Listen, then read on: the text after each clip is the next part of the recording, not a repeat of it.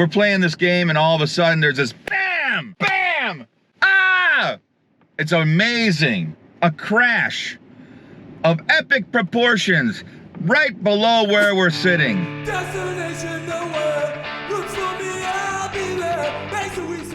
So last night, huge storm came through our place. Huge storm. We're talking 100-mile-an-hour winds. We're talking trees knocked down everywhere. We got lots of branches, leaves. We got leaves laying on the ground. I know it sounds amazing. And we're in the pool. We're starting to see some weird action going on. So we sat by the poolside and just stared up at the sky while the clouds are going, woo! It was fantastic. Let me tell you, when you're outside and weather's happening, that's a pretty cool thing. Anyways, I wanted to reach out and say this. After that storm, well, during the storm, a transformer exploded. It blew up.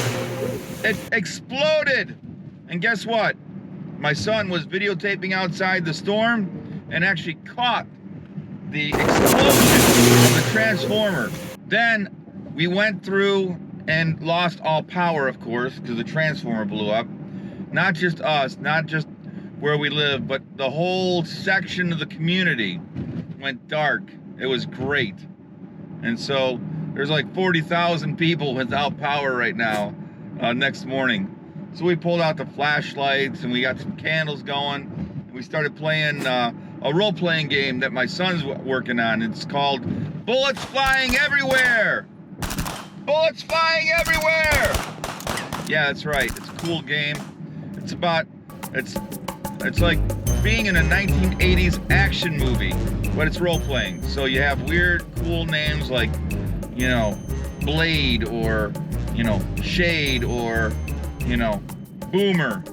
That's the character names. And you make up the names, of course, and you get to be like a demolitions expert or a sharpshooter or a nerd. You know, it's got all of it. And so it's a lot of fun. I would advise you, when he's going to probably release it, he's got another guy working with him on that. Hopefully it comes out. You'll know what I'm talking about in a year or so. Anyways, we're playing this game and all of a sudden there's this bam! Bam! Ah! It's amazing. A crash of epic proportions right below where we're sitting. Well, maybe about 100 feet away from below where we're sitting. And so what happens? My son, in bare feet, jumps up, runs outside, and sees this car smashed up. We're not sure what happened yet. He runs straight to the car. A lady inside is hysterical. She's screaming, she's crying, she's afraid for her life. Her whole side is messed up like a crushed aluminum can.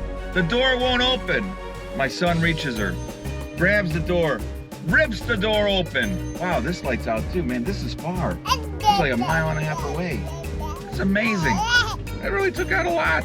So he gets to the door, rips it open, pulls her out of the twisted wreckage, and stands her up and starts talking to her. She's in shock. She's hysterical. He starts calming her down.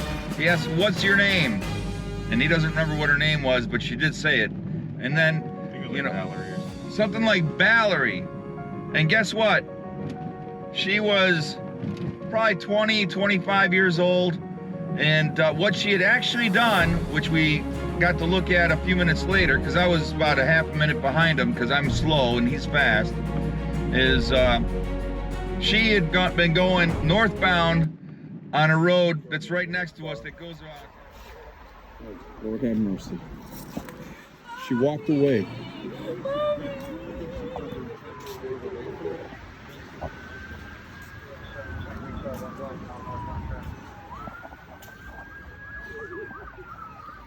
There's the one garbage can, the other one will sit there.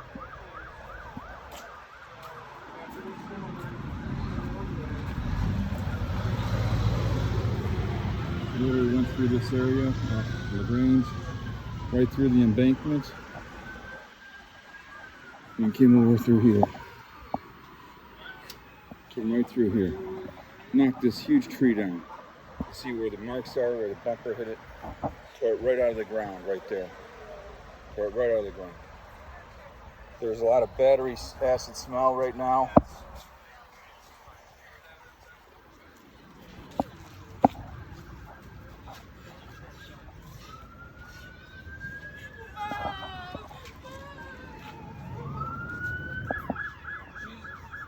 She had been going northbound on a road that's right next to us that goes around, its speed limit is 35, but everyone's going 50, 60 miles an hour because it's between the forest preserves, so everyone races through.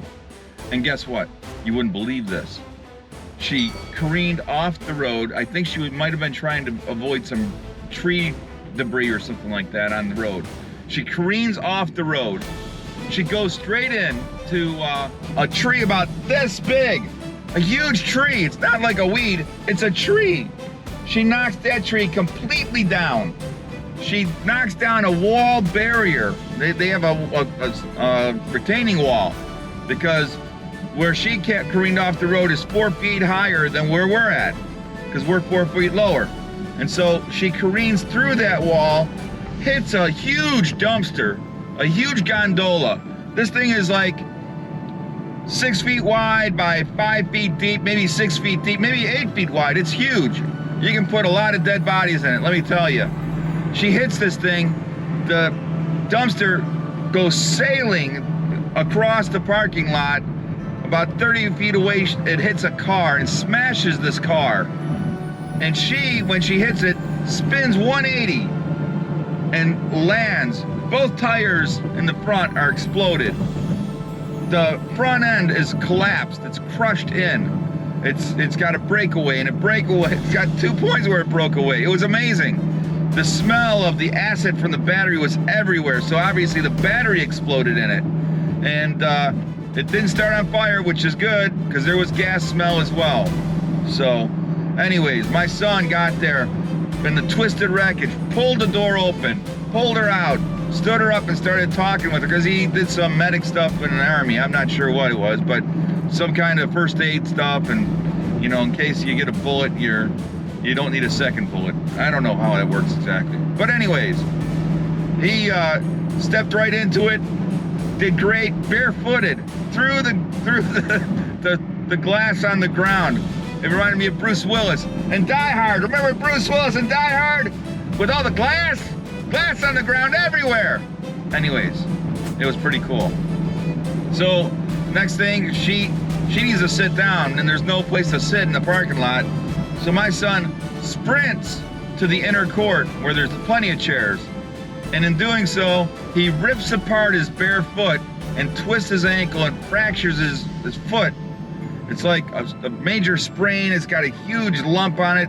He's got all 4 of his toes skinned off to the blood, to red. It's all scabbed up. And he grabs a chair, brings it out to her. She sits down. The cops come like a couple minutes later and start talking with her. But she's hysterical. She's crying. She's yelling.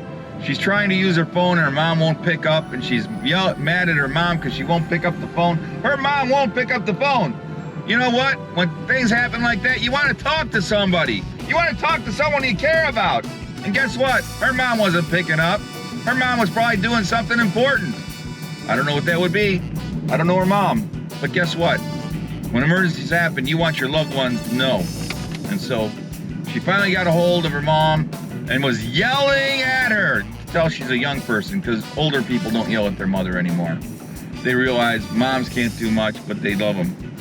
So, hey, she yells at her mom. The ambulance comes. The cops walk her to the ambulance. We don't see her anymore. She's 20, 25 years old, a Hispanic, about 350 pounds. If her name is Valerie, cool. I tell you what, pray for her. She might need some internal injuries. So her head was hurting really, really bad, which I'm going to tell you. From the crash, she took down a tree. She took down a retaining wall. She smashed into...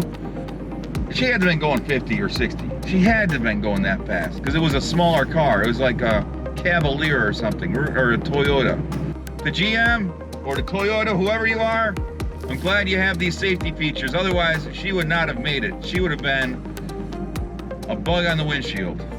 I hate to say it that way, but yes, that's what it would have been. So when you're driving and there's debris on the road, slow down! Don't go so fast! After that, you wouldn't believe it, but we got like 30, 40, 50 people from our association coming out, checking it out, because it was a lot of noise. No TVs or radios are on because our power's dead. And so everyone heard the crash. Everyone's out there. And somehow Joe, the president of our association, says, yeah, William was there first. And he ripped that door open and he pulled her out of the twisted wreckage. And all of a sudden, everyone's looking at my son as the hero of the day. That's right, hero of the day. That's right, hero of the day. And I felt proud as a dad. I'm like, yeah, that's my son. He's like that every day, but today he got to shine pretty high. And so, you know, you take it as it comes.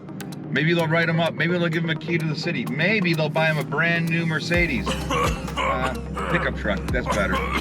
Brand new F-150. That's a great truck.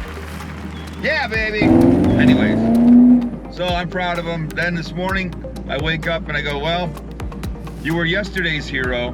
I don't know what's gonna happen today. And he smiled really big. He got this huge grin on his face. Like, yep, it doesn't last long, does it? So, how about that? I got a hero for a son. Yesterday's hero, but still a hero for my son. Woo! Yeah, baby, go! Anyways, I'm glad he responded like that. He just ran right to the danger and helped that lady out. And I got to tell you, I am impressed with my son. I'm impressed with military guys in general who always chase right after the danger. And I'm going to tell you right now, thank you to my son. And I'm very grateful for the first responders that were there, the cops, 100% professional. The EMTs and the ambulance guys, 100% professional. They worked hard, they got it done. They kept the order without being intrusive or weird. It was really, really cool. So, anyways, I'm out for now. Subscribe, make a comment. If you ever pulled a body out of a twisted wreckage, let me know. I want to hear your story. All right, take it easy. Subscribe, ring the bell, ring the buzzer. Do whatever you got to do. But make sure you talk to me. I need to hear from you guys. Hasta